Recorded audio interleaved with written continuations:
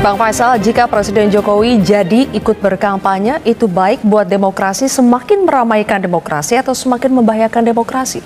Ya sih, izinkan saya mau sedikit bertanya kepada Bang Habibur Rahman. Karena Anda kan orang yang dekat dengan Prabowo. Saya ingin tahu ketika rakyat melihat Jokowi panik, kemudian yang disodorkan itu kan bahwa Jokowi tidak panik karena surveinya naik. Sementara survei yang ada itu semua tidak dipercaya oleh publik. Itu survei abal-abal, survei yang seolah-olah dibuat di belakang istana. Itu pendapat rakyat banyak, tidak usah ditanggapi. Tapi saya mau tanya Bung Habibur Rahman, 6 bulan terakhir ini ada nggak bocoran tentang laporan medis Presiden Jokowi? Misal soal mental, kejiwaan, psikis, mungkin bocor di kubu Prabowo? Kenapa Anda tanyakan ini, Bang Faisal? Ini satu sisi yang tidak dibicarakan. Jadi kalau tadi dibicarakan, misal Bang Iqbal mengatakan Presiden panik, berarti alamatnya soal problem kesehatan. Kecemasan.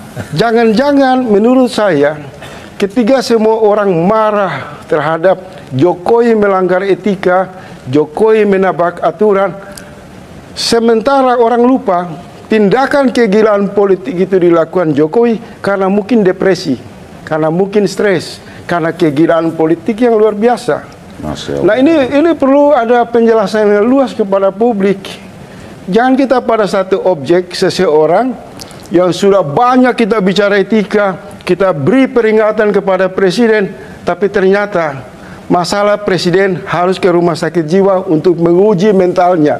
Apakah tindakan-tindakan presiden itu wajar, bermartabat, terhormat dalam konteks negara bangsa, dalam konteks presidensial, dalam konteks untuk menjaga peradaban demokrasi. Kenapa ya Anda sampai meminta Presiden untuk mengecek kejiwaannya? Karena menurut saya begini, ada kalau tidak salah 5 pemimpin di dunia itu yang punya masalah.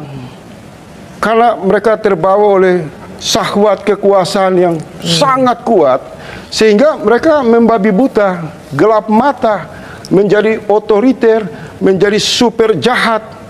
Sehingga kalau kita merujuk kepada judul hari ini, kemarin dan kalau tidak lain dulu lain sekarang. Lain dulu lain sekarang. Menurut versi publik, pada dulu Jokowi masih bagus, masih apa adanya, masih natural.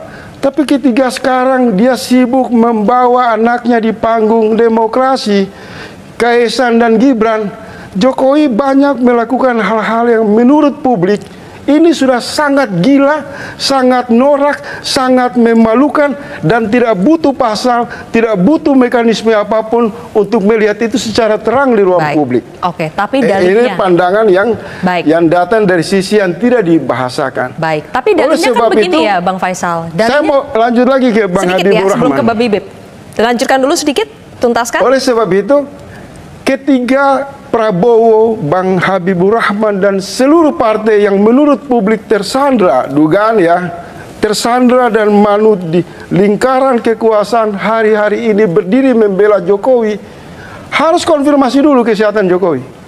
Apakah bisa dijamin mentalitasnya, jiwanya tidak tergoncang akibat terlalu kentalnya nepotisme, tidak terlalu kentalnya perubahan psikologi, politik, dan lain-lain. Baik, tanggapi sedikit. Dan sampai kita membela seseorang yang pada ujungnya presiden ini bermasalah secara kejiwaan.